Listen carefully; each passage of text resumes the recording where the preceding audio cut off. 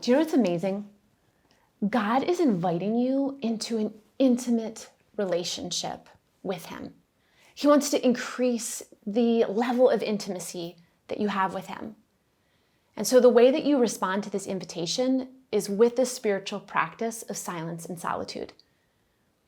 Jesus is our leader on how to be fully human and fully alive. And so he invites us and he leads us in this practice. Mark 1:35 reads, "Before daybreak the next morning, Jesus got up and went out to an isolated place to pray." Then later in the scripture, it says that when he rejoined with his friends, he had this renewed sense of purpose and direction. He spent time with the Father alone, and then he knew what to do next. Then in Luke 5, it says that Jesus is becoming popular and the crowds are around him.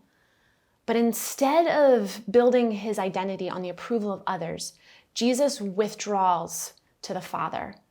Verse 16 says that Jesus often withdrew to the wilderness for prayer.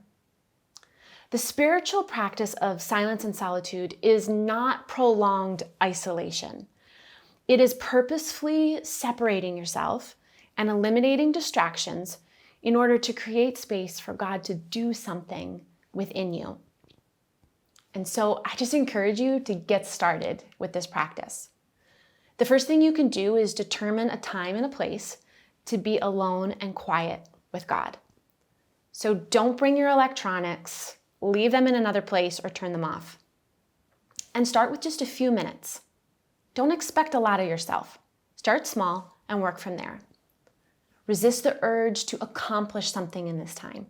The purpose is to commune with God. And bring a notebook and jot down anything that you sense God is speaking to you or revealing to you. Maybe it's a word picture. Maybe it's a word that just keeps coming to mind. Write it down. Have fun. This is an experiment. It's not about perfection. It's about connecting with God. And one thing that I like to do as I tend to get distracted in silence and solitude is I come back to saying this from 1 Samuel 3:10. Speak, your servant is listening. And I keep coming back to that every time I get distracted to refocus myself. Jesus wants to lead you. So reach higher as you mature in love, your love for Jesus, through this practice of silence and solitude.